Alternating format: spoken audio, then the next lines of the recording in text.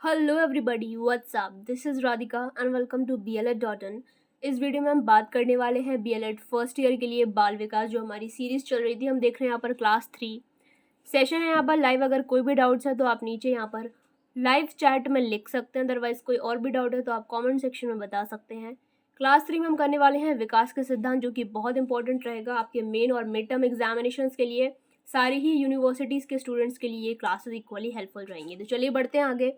Channel पे guys नए हैं तो चैनल को ज़रूर सब्सक्राइब करके बेल बटन हिट कर लें, ऑल को ज़रूर क्लिक कर लें, सारे नोटिफिकेशंस आपको टाइम पर मिल जाएंगे। यहाँ पर हम बात कर लें प्रीवियस ईयर क्वेश्चन पेपर्स की, तो ये क्वेश्चंस आए हुए हैं जो कि हम डिस्कस करने वाले हैं। आप देख सकते हैं ह्यूमन ग्रोथ एंड डेवलपमेंट, ये हम डिस्कस कर चुके हैं पार्ट 1 एंड 2 में। डिफरेंशिएशन हम नेक्स्ट क्लास में देख लेंगे ग्रोथ एंड डेवलपमेंट का। यहाँ पर हम डिस्कस कर रहे हैं प्रिंसिपल्स ऑफ ह्यूमन डेवलपमेंट, ठीक है। तो ये प्रीवियस ईयर में रिपीटेडली क्वेश्चंस आते हैं। यहाँ पर आप कुछ देख सकते हैं, something about me. Previous year questions बिल्कुल आते हैं, रिपीटेडली आते हैं, हर साल आते हैं। तो आपको ये जो टॉपिक्स हैं कंप्लीट करके रखने हैं। ग्रोथ एंड डेवलपमेंट दोनों ही बहुत इंपॉर्टेंट क्वेश्चंस आते ही आते हैं गाइस, ठीक है। तो ये आपको करना है। चलो आज हम देखते हैं कि विकास के सिद्धांत, कुछ 11 प्रिंसिपल्स हम यहाँ पर डिस्कस करने वाले हैं। एक एक करके देखेंगे सारे ही प्रिंसिपल्स को। अगर आपके एग्जामिनेशन में ये क्वेश्चन आता है तो आपको इसी तरह से अपने एग्जाम में लिखना है। तो चलिए देखते हैं प्रिंसिपल्स ऑफ डेवलपमेंट के ये हैं क्या, हम इन्हें क्यों पढ़ते हैं। तो यहाँ पर हम प्रिंसिपल्स ऑफ डेवलपमेंट को समझने से पहले समझ लेते हैं कि यहाँ पर डेवलपमेंट क्या है। विकास का अर्थ है सामान्यतः एक बदलाव के रूप में देखता है, जहाँ पर हम एक स्थिति में एक चरण से दूसरे चरण की ओर जाते हैं। तो डेवलपमेंट क्या है? विकास है, जो कि निरंतर एक ऐसी प्रक्रिया है जो हमेशा चलती रहती है। आपके जन्म से लेकर आपकी मृत्यु तक ये जो प्रक्रिया है ये निरंतर चलती रहती है और कुछ ना कुछ बदलाव आप में देखने को मिलते हैं। इसी को हम सिंपल टर्म्स में क्या कहते हैं? डेवलपमेंट कहते हैं। अब यहाँ पर समझते हैं कि इसके सिद्धांत क्या हैं, हम प्रिंसिपल्स क्यों पढ़ते हैं, हमें इनकी ज़रूरत क्यों पड़ी, और ऐसी क्या चीज़ें हैं विकास में जो हम देख सकते हैं। क्या चीज़ ऐसी हैं जो कि स्टैटिक रहती हैं, जो हमेशा सब किसी के अंदर देखेंगे, हर ह्यूमन बीइंग में आपको डेवलपमेंट की कौन कौन सी वो प्रिंसिपल्स हैं या फिर कौन से फैक्टर्स हैं जो आपको सभी में देखने में मिलेंगे।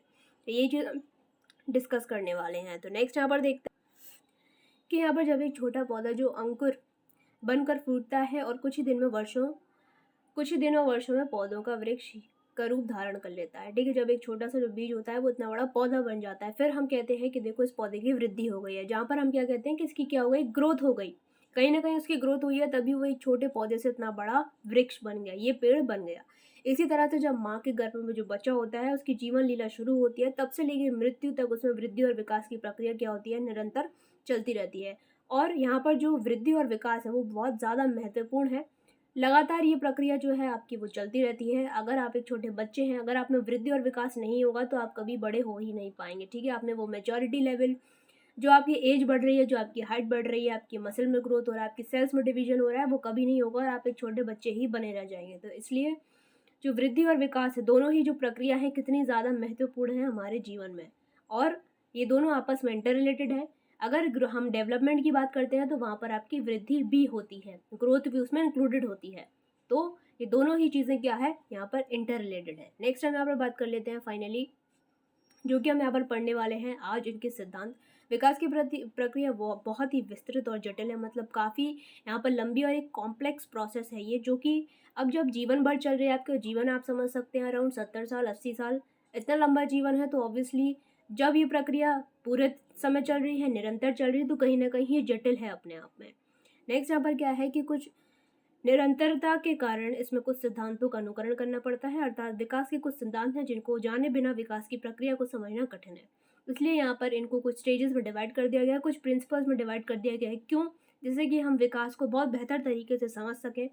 क्या जो विकास है वो सब में अलग अलग तरीके से होता है या फिर सब में एक ही तरीके से होता है? ये कई सारे जो प्रश्न हैं ये आपके विकास के सिद्धांत जब हम पढ़ेंगे तो आपको चीज़ें क्या होंगी? क्लियर हो जाएंगी। चलो बढ़ते हैं, पहले देखते हैं यहाँ पर सबसे पहला जो सिद्धांत है वो है निरंतर का सिद्धांत, मतलब प्रिंसिपल ऑफ कंटिन्यूटी के बारे में हम यहाँ पर बात कर रहे हैं। एग्जामिनेशन में अगर आपका क्वेश्चन आता है डेवलपमेंट या ग्रोथ से और वहाँ पे कुछ और नहीं लिखा है, देन अगर लॉन्ग में क्वेश्चन आता है, देन आप डेवलपमेंट को समझाकर उसकी डेफिनेशन देकर देन आप उसके प्रिंसिपल्स के बारे में लिख सकते हैं, क्योंकि बेहतर ये आपके जो पेजेस कवर करेगा। प्लस ये थोड़ा सा लेंदी है तो आपको आंसर राइटिंग में कोई प्रॉब्लम नहीं आएगी। चलिए बढ़ते हैं आगे, देखते हैं कि किस तरीके से जो हमारा डेवलपमेंट है वो एक कंटिन्यूस प्रोसेस है।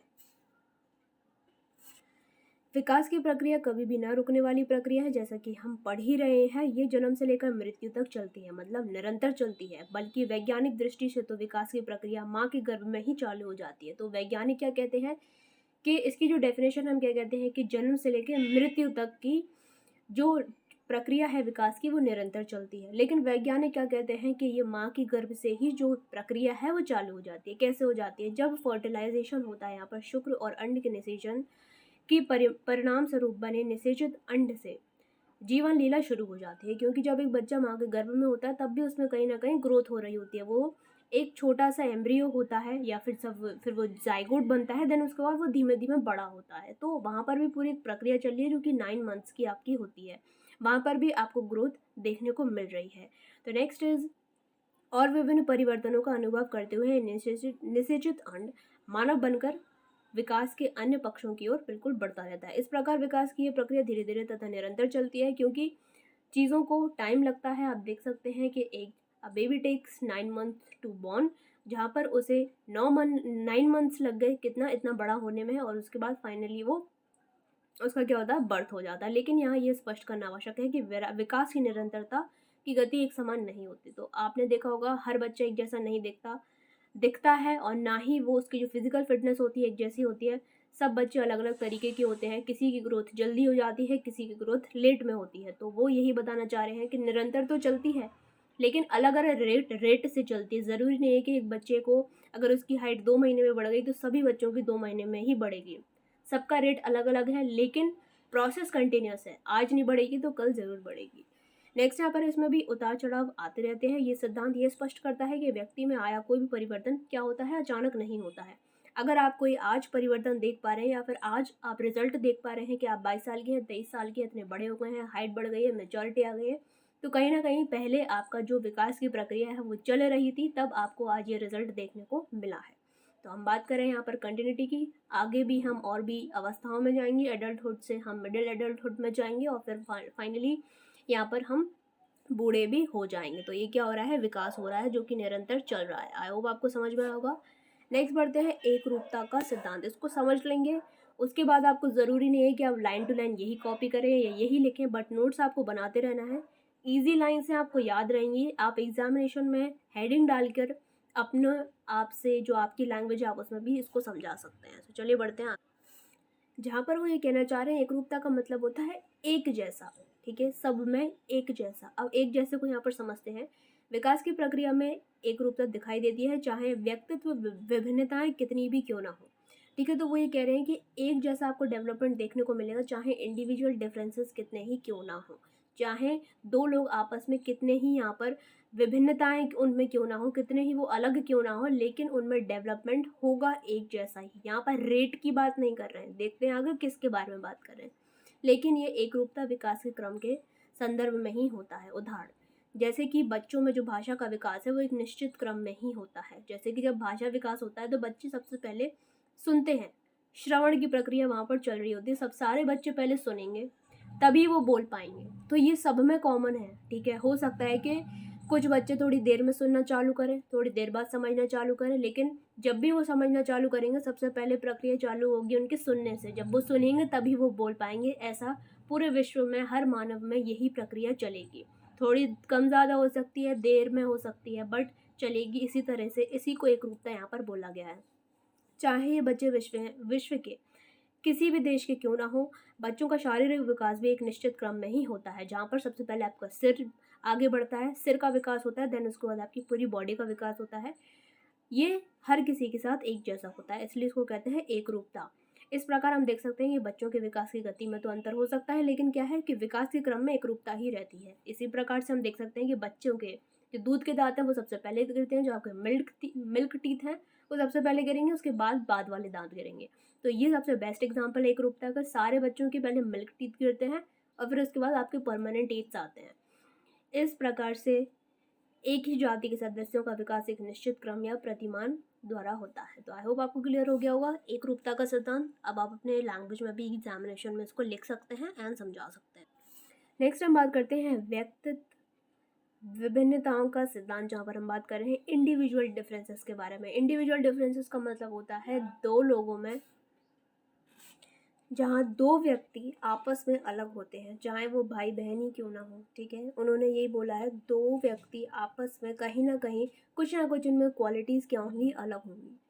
बात करते हैं, मनोवैज्ञानिक व्यक्तित्व विभिन्नताओं के सिद्धांत को बहुत ज़्यादा महत्व देते हैं, क्योंकि विकास की जो प्रक्रिया है वो विभिन्न आयु वर्गों में बांटी गई है। हर आयु में अपनी अलग तरीके की आपको ग्रोथ और डेवलपमेंट देखने को मिलेगा। हर आयु वर्ग की अलग अलग विशेषताएं होती हैं, जिनके कारण हर आयु वर्ग के व्यवहारों में अंतर होता है। जहाँ पर आप देख सकते हैं कि जब आप एडोलेसेंस में जाते हैं, तब कई सारी तरीके के फिजिकल चेंजेस आपकी बॉडी में देखने को मिलते हैं, या फिर आपके बिहेवियर में एक एग्रेसिवनेस आती है, तो वो उसी समय आएगी। बच्चे जब आप हैं, तब आप में एक एक्स्ट्रा फिजिकल जो डेवलपमेंट है वो देखने को नहीं मिल रहा, उतनी एग्रेसिवनेस नहीं मिल रही है आपको। वो उस समय जब आप इन्फेंट हैं, तब एक अलग तरीके का विकास चल रहा है। जब आप किशोरावस्था में पहुंच रहे हैं, उस समय अलग तरीके का एक विकास चल रहा है। नेक्स्ट यहाँ पर क्या बात करते हैं वो, कि इस अंतरों को हम क्या कर सकते हैं, अनदेखा नहीं कर सकते, क्योंकि इसी से क्या हो रहा है, सबका विकास हो रहा है। जुड़वा बच्चे में व्यक्तित्व विभिन्नताएं देखने को मिलती है, मतलब जो दो दो जुड़वा बच्चे हैं, जो ट्विंस हैं, उनमें भी आपको इंडिविजुअल डिफरेंसेस क्या हैं, देखने को मिल रहे हैं। अतः सभी व्यक्तियों की वृद्धि और विकास उनकी अपनी स्वाभाविक गति से होता है, जहाँ पर एक्सटर्नल फैक्टर्स भी बहुत ज़्यादा मैटर करते हैं। आप किस इन्वायरमेंट में रहते हैं, आपके आसपास की फैमिली मेम्बर्स कैसे हैं, आपका खान पान कैसा है, ये सारी चीज़ें भी आपके जो विकास की प्रक्रिया है उनको बिल्कुल जो फैक्टर्स हैं ये अफेक्ट करते हैं, और इंडिविजुअल डिफरेंसेस आपको यहाँ पर देखने को मिलते हैं।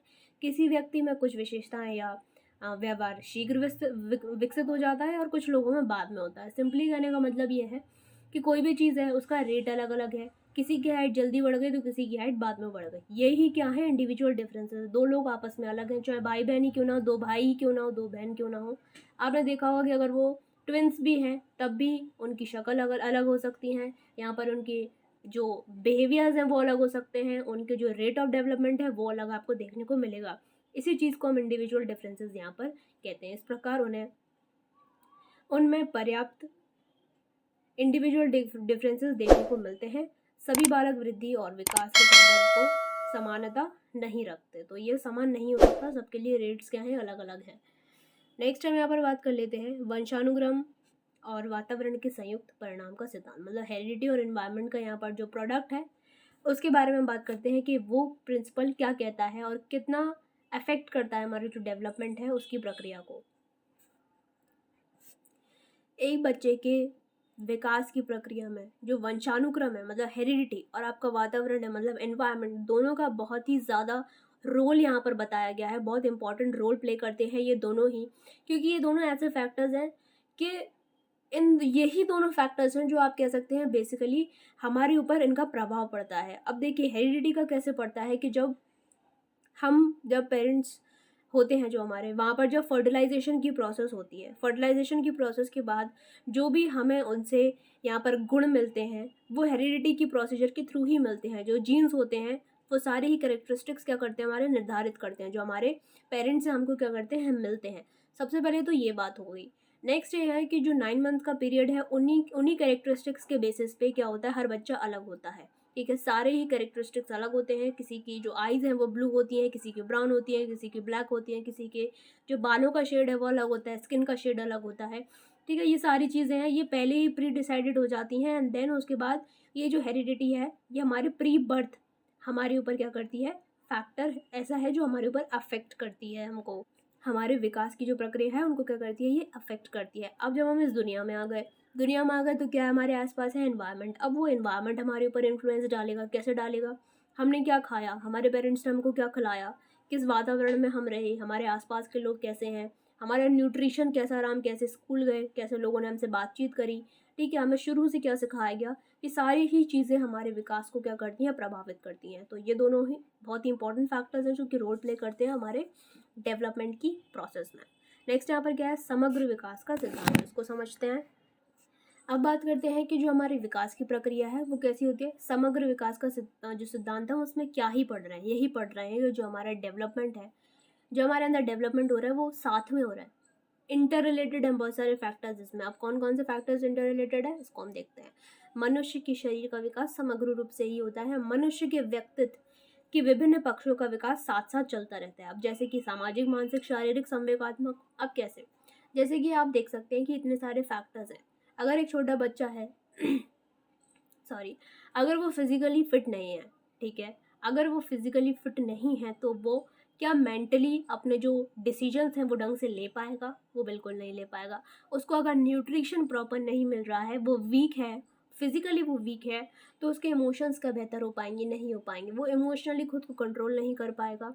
मेंटली वो अपने डिसीजंस लेने में लैग करेगा। प्रॉब्लम सॉल्विंग भी वो खुद से नहीं कर पाएगा।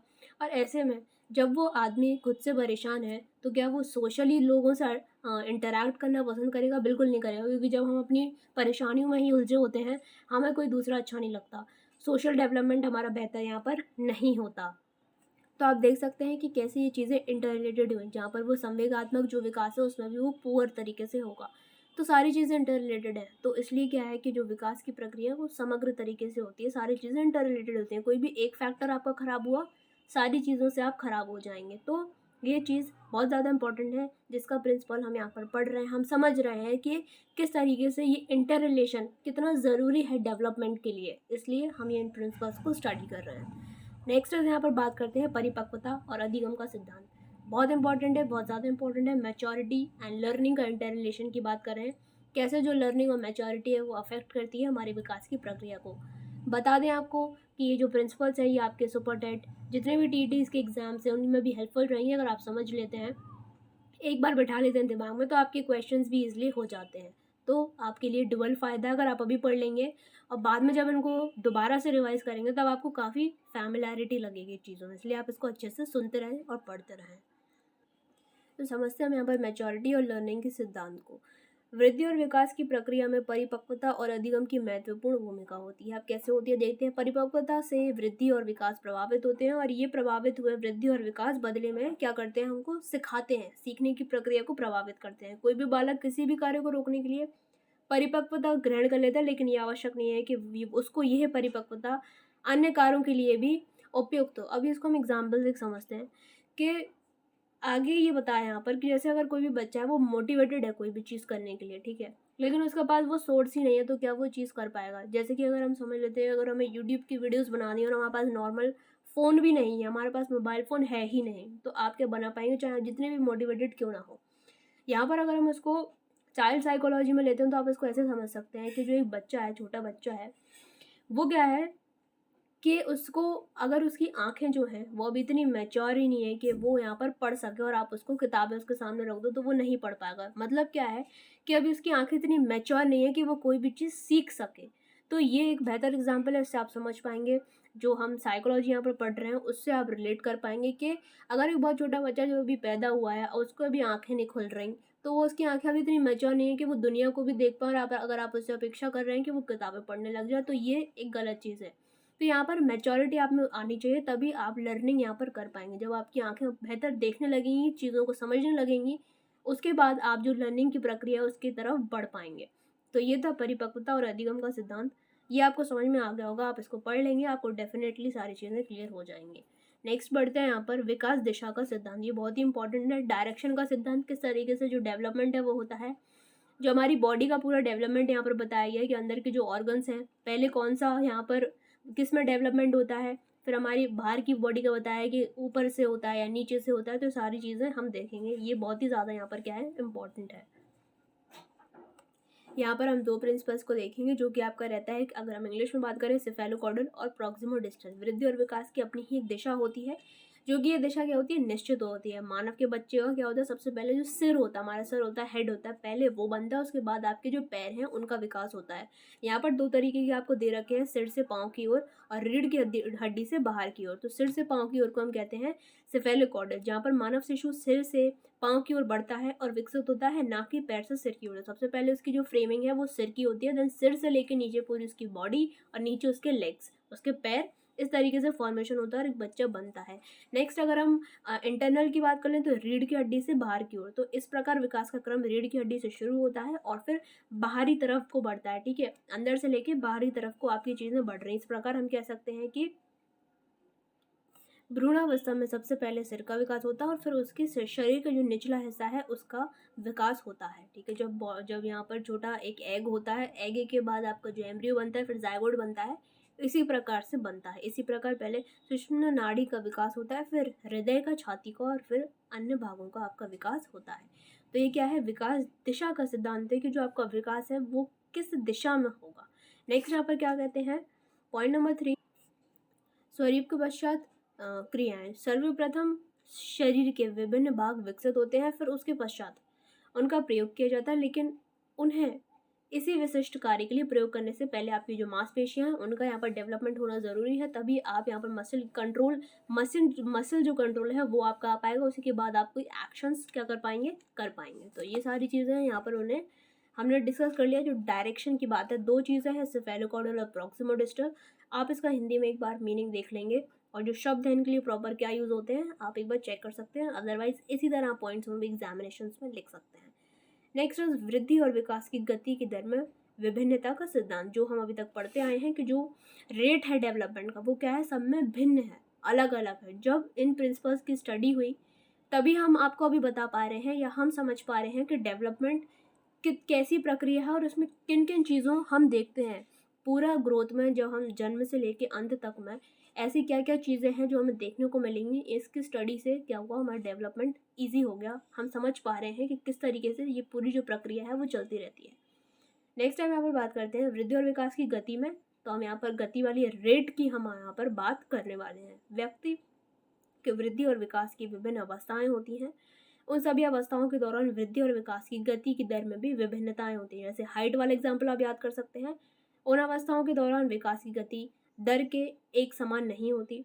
प्रारंभिक अवस्था में ये गति तीव्र होती है, लेकिन बाद में गति धीमी पड़ जाती है। तो जैसे जब शैशवावस्था की अगर हम बात करें, इन्फेंसी जो जन्म से लेकर 2 वर्ष तक का होता है, उसमें फिजिकल डेवलपमेंट बच्चे का बहुत तेज़ी से होता है, लेकिन आगे आने वाले जो समय है उसमें क्या होता है, काफ़ी धीमा हो जाता है और एक समय के बाद रुक जाता है।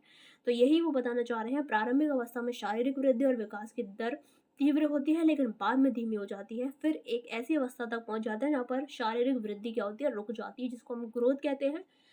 तो ग्रोथ क्या है, डेवलपमेंट का एक पार्ट है जो कि एक समय तक चलता है और रुक जाता है, लेकिन जो डेवलपमेंट है वो क्या है, निरंतर चलता रहता है, लेकिन तब गुणात्मक विकास होता रहता है। यहाँ पर डेवलपमेंट की फिर प्रक्रिया आगे चालू कर रहती है, आगे कंटिन्यू रहती है। तो ये वो बताना चाह रहे हैं कि किस तरीके से जो रेट है डेवलपमेंट के वो वेरी करते हैं, अलग अलग स्टेजेस में अलग अलग चीज़ें।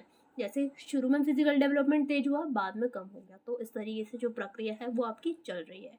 नेक्स्ट पॉइंट पर हम बात कर लेते हैं विकास की भविष्यवाणी का सिद्धांत। आप देखते हैं ये इंटरेस्टिंग पॉइंट है, देखते हैं कि कैसे हम इसको रिलेट कर सकते हैं। अब अनुसंधान से ये भी स्पष्ट हो चुका है कि विकास की भविष्यवाणी करना अब संभव है। उदाहरणार्थ बालक के समान सम्मान, रुचियाँ, अभिरुचियाँ, वृद्धि इत्यादि।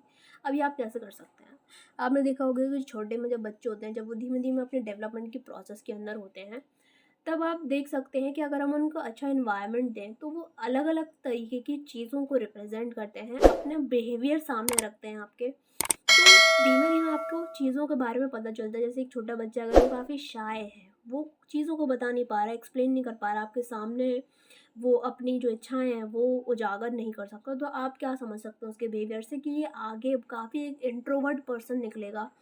ये अपने आप में ही रहता है, किसी को अपनी बात नहीं बताता, किसी से ज़्यादा सोशल नहीं होता। तो आप ये कह सकते हैं कि आगे भी इसका बिहेवियर क्या रहेगा, इसी तरीके से रहेगा। और कुछ बच्चे होते हैं वो काफ़ी शैतान होते हैं, हमने देखा हो, तो अपन उनका क्या कह सकते हैं, बहुत ही एक्सट्रोवर्ट है, बहुत जल्दी बच्चों के साथ घुल मिल जाते हैं, इनका सोशल डेवलपमेंट बहुत जल्दी से हो जाता है। ये इस तरीके की फील्ड इन परसूट करेगी, आगे जाके हो सकता है कि इस तरीके का काम इस परसूट करे। तो ये सारी चीज़ें हैं जब हमें उनके मॉरल वैल्यूज़ के बारे में तक भी पता चल जाता है कि बच्चे क्या सीख रहे हैं। उनके बिहेवियर से आप पता कर सकते हैं, आगे का उनका फ्यूचर प्रेडिक्ट कर सकते हैं, सिर्फ उनके ऑब्जर्व करके, उनके बिहेवियर को देखकर। और आप बता सकते हैं कि आगे इसका किस तरीके से इसकी रुचियाँ रहेंगी और किस तरीके से ये चीज़ों को लेकर जाएगा।